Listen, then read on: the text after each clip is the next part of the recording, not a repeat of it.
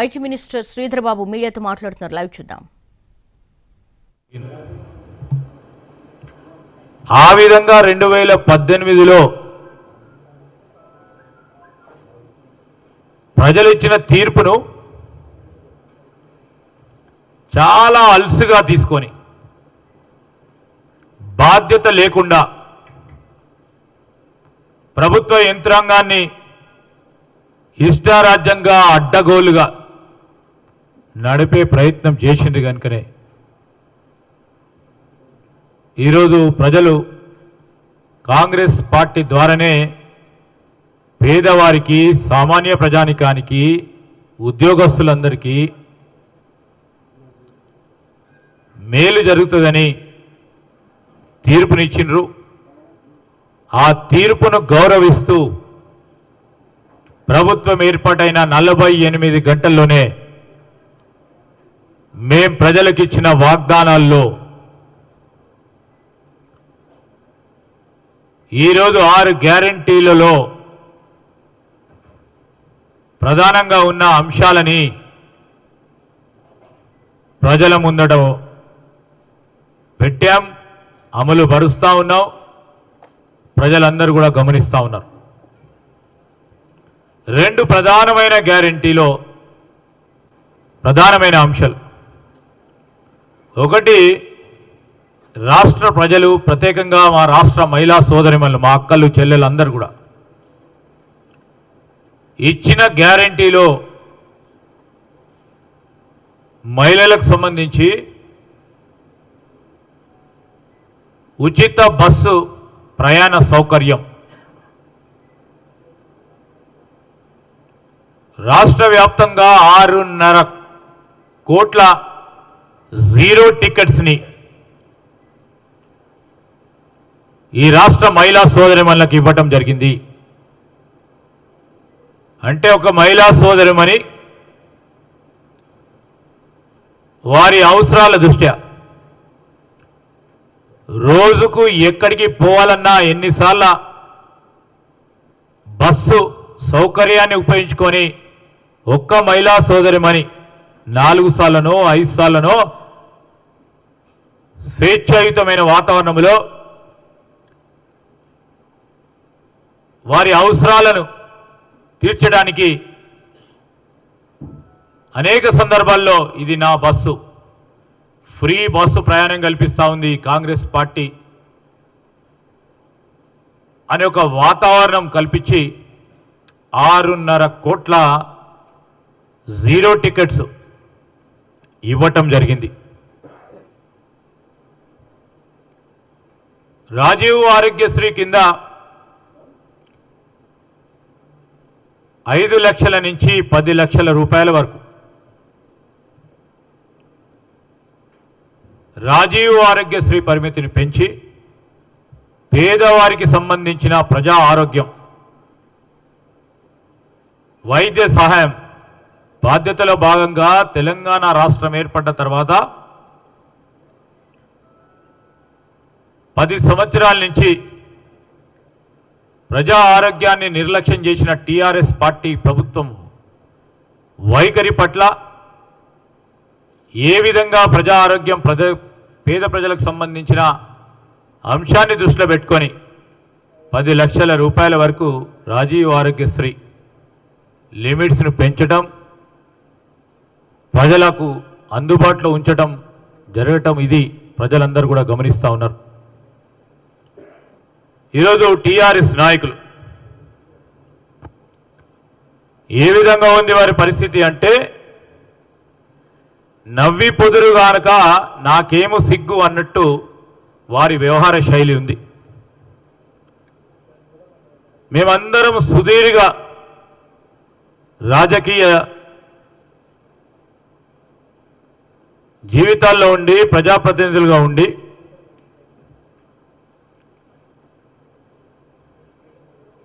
వారి టీఆర్ఎస్ నాయకుల వైఖరి చూస్తూ ఉంటే మాకు అందరికీ కూడా వారిపైన జాలేస్తోంది, సిగ్గు అనిపిస్తూ ఉంది. ఈరోజు టీఆర్ఎస్ నాయకుల వ్యవహారం ఏ విధంగా ఉందంటే 10 సంవత్సరాలు కాదు, ఈరోజు అధికారం వారి సొంతంగా, ఇంకెవరు ఈ రాష్ట్రాన్ని పాలించొద్దు అని నియంతృత్వ ధోరణి ఈనాటి వరకు కూడా ఓడిపోయినా వారి వ్యవహార ధోరణిలో ఏమాత్రం మార్పు రాలేదని స్పష్టంగా కనపడతా ఉంది.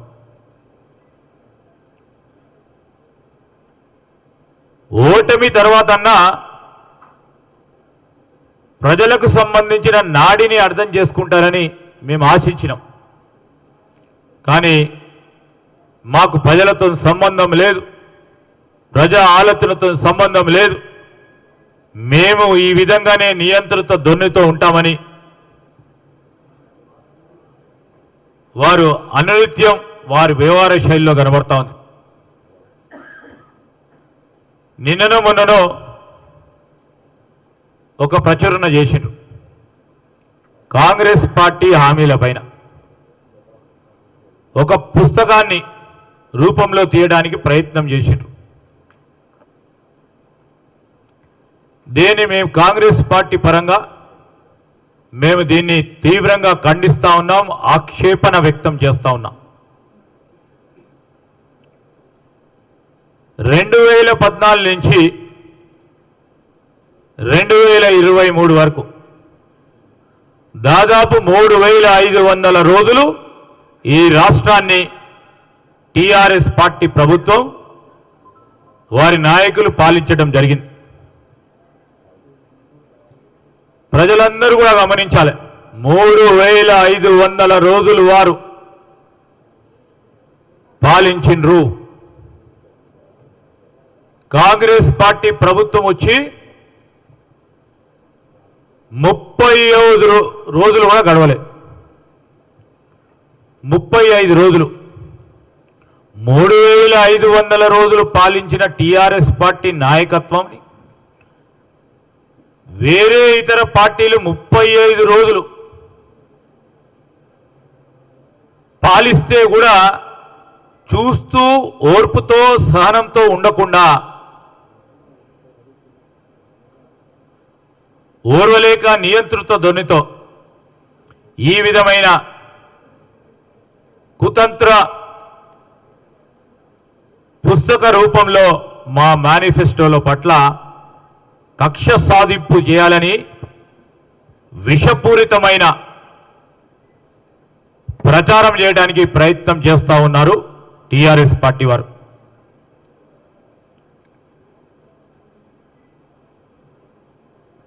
ముప్పై 35 రోజులు ఫలితాలు వస్తే 25 రోజులు కాలే పరిపాలన మొదలై. మేము అడుగుతా ఉన్నాం, ఎందుకయ్యా ఈ గగ్గోలు, ఎందుకు ఈ తొందరపాటు? ప్రజలకు ఇచ్చిన వాగ్దానాలు, ప్రజలకు ఇచ్చిన గ్యారంటీలో ప్రజలు కోరుతా ఉన్న మార్పులో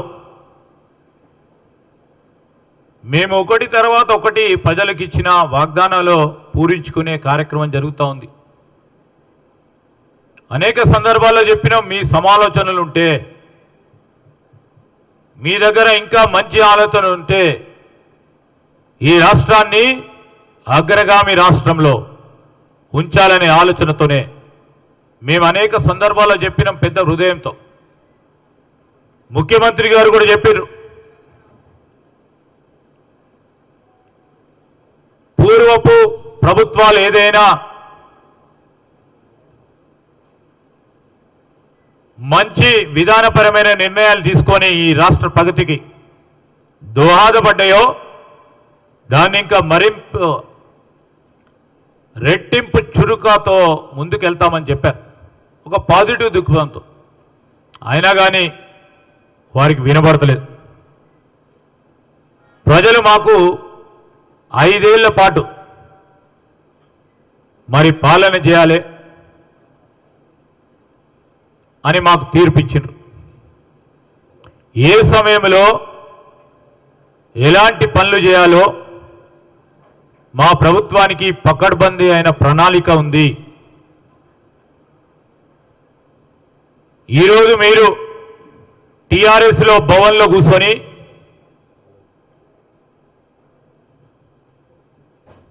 మీరిచ్చే ఆదేశాలతో కాంగ్రెస్ పార్టీ ప్రభుత్వం నడుస్తుందా?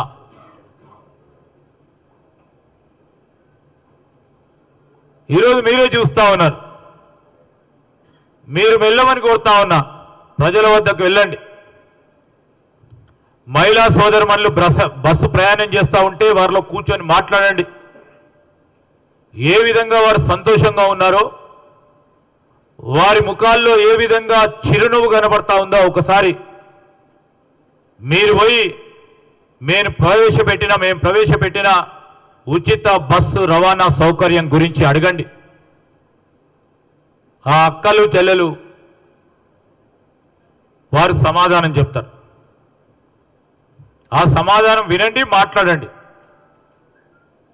ఇంకేమైనా మీరు ఇప్పటికైనా మీలో మీ ఆలోచనలతో మార్పు తెచ్చి ఆ మహిళా సోదరులకు ఇంకేం చేయాలని చెప్తే మేము స్వీకరించడానికి ముందున్నామని మేము చెప్పడం కూడా జరిగింది. మీరందరూ చూసినట్టు తెలంగాణ ప్రజలకు సంబంధించిన ప్రజా పరిపాలన అంటే ఏ విధంగా ఉంటుందో మీరు చూస్తూ ఉన్నారు.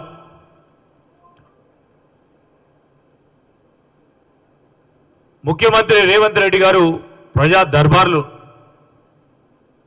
మొదలుపెట్టడం, వేలాది మంది ఆ ప్రజా దర్బారుకు రావడం, ఈ 10 సంవత్సరాల నుండి పేరుకపోయిన వారి సమస్యలను, ఆ సమస్య పరిష్కారం గురించి ఎవరి దగ్గర పోవాలో తికమకాయి ఆ ప్రజలకు సంబంధించిన సమస్యల పరిష్కారం విషయంలో ఒక్కసారి ప్రజా దర్బారు అని పెట్టగానే వేలాది మంది వచ్చి వారికి సంబంధించిన దరఖాస్తులు, ఆ సమస్యలకు సంబంధించిన దరఖాస్తులు ఇవ్వటం మేముగా చెప్తా ఉన్నాం. మీడియా ప్రతినిధులే దానికి ప్రూఫ్. ఈరోజు మీరు అందరూ కూడా చూస్తూ ఉన్నారు. ప్రభుత్వ ఉద్యోగస్తులకు సంబంధించిన సమస్యల విషయంలో కానీ ఈరోజు మేము తీసుకున్న నిర్ణయాలు విషయంలో అమలుపరిచే కార్యక్రమంతో పాటు దానికి తోడు మరి మా మేనిఫెస్టోలో పెట్టిన ప్రధానమైన హామీ 5 సంవత్సరాల తర్వాతనో 4 సంవత్సరాల తర్వాతనో లేకుంటే కనీసం 1 సంవత్సరం తర్వాతనో టీఆర్ఎస్ పార్టీ వారు కానీ స్పందిస్తే ఒక అర్థవంతమైన విమర్శ అని ప్రజలు గమనిస్తారనే కనీస ఇంకిత జ్ఞానాన్ని కూడా మర్చిపోయి మేము అడుగుతా ఉన్నాం. అనేక సందర్భాల్లో 2014 నుంచి 2023 వరకు 2014లో ఇచ్చిన హామీలు దళితుడిని ముఖ్యమంత్రి చేస్తా అని, 3 ఎకరాల భూమి ఇస్తామని,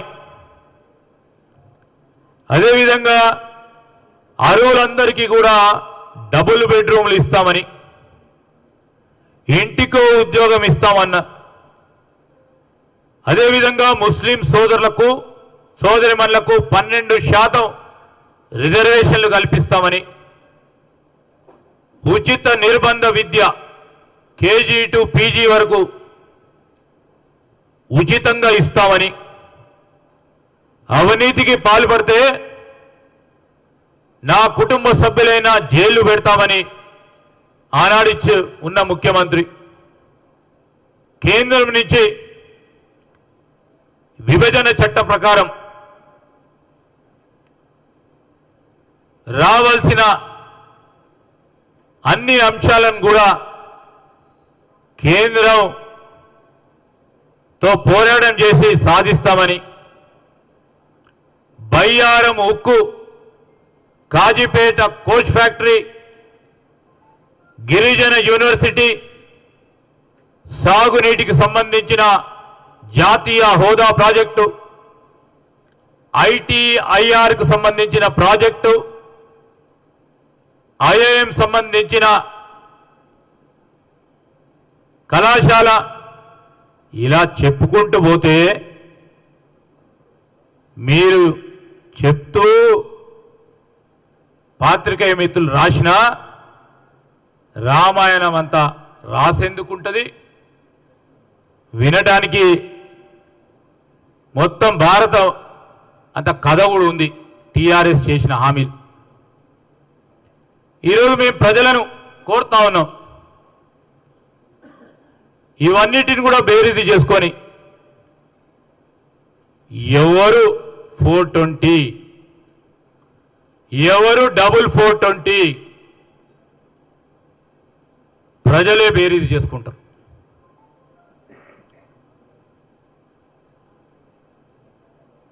మీరు చెప్పిండ్రు మీ ఎలక్షన్ హామీలో 400కే ఎల్పిజి గ్యాస్ సిలిండర్ ఇస్తా అన్నారు. మేము చెప్తే సామాజిక పెన్షన్ల భద్రతకు సంబంధించిన పెంపు చేస్తామంటే మీరు మాకంటే ₹1 పెంచేందుకు ప్రయత్నం చేసే మేనిఫెస్టోలో పెట్టారు. మేము రైతు భరోసా అంటే 10 సంవత్సరాలు మీరు చేయని అంశాన్ని దాని విషయంలో ఆర్థిక సాయం పెంచుతామని, రైతు బంధు ఆర్థిక సాయం పెంచుతామన్నారు. రాష్ట్రంలో మీరు చెప్పింది 93 లక్షల బీపీఎల్ కుటుంబాల్లోకి ప్రతి ఒక్కరికి 5 లక్షల విలువైన జీవిత బీమా పాలసీ ప్రభుత్వ ప్రీమియం కవర్ చేస్తుందని చెప్పింది. సామాజిక భద్రత పెన్షన్కు సంబంధించి 2016 నుంచి 5,000 వరకు చేస్తామని చెప్పారు. దీన్ని 5 ఏళ్లుగా క్రమంగా పెంచుతామని చెప్పారు. దివ్యాంగులకి 6,016 వరకు పెంచుతామని చెప్పారు. ఆరోగ్య బీమా కవరేజ్ని కూడా పెంచుతామని చెప్పారు. ప్రభుత్వం ఏర్పడిన 6 నుంచి 7 నెలల తర్వాత, ప్రభుత్వం ఏర్పడ్డ తర్వాత పాత్రికేయ మిత్రులు యావత్ తెలంగాణ ప్రజలందరినీ కూడా కోరుతా ఉన్నా, వారు మేనిఫెస్టోలో చెప్పింది ప్రభుత్వం ఏర్పడ్డ తర్వాత 6 నుంచి 7 నెలల తర్వాత బీఆర్ఎస్ హామీలు కార్యరూపం దాలుస్తాయని చెప్పినారు. 2018లో ఇంతకుముందు చెప్పినట్టు మేనిఫెస్టోలో పొందుపరిచిన తమ ప్రభుత్వం 90% సామాజిక కార్యక్రమాలను నిర్వహించడం జరిగిందని చెప్పినారు. వాస్తవం ఎంత ఉందో ప్రజలు గమనించిన కనుకనే మార్పు కోరిండ్రు. మీరు చెప్పినారు 2023 మేనిఫెస్టోలో రెసిడెన్షియల్ జూనియర్ కాలేజీలన్నిటిని కూడా డిగ్రీ కళాశాలలుగా మారుస్తామని. ఈరోజు మేము చెప్తా ఉన్నాం, తెలంగాణకి 6 నుంచి 7 లక్షల కోట్ల రూపాయలు అప్పులో ముంచి ప్రభుత్వాన్ని దివాలా తీసేలా బీఆర్ఎస్ ప్రజల సంబంధించిన అనేక సమస్యలను చెత్తబుట్టలో విసిరేసిన ఆ ప్రభుత్వం ప్రజలకు సంబంధించిన వారి సమస్యలన్నిటిని కూడా చెత్తబుట్టల విసిరేసిన, తిరిగి ప్రజలు వారిని చెత్తబుట్టలో బీఆర్ఎస్ పార్టీని విసిరేసిన, ఇంకా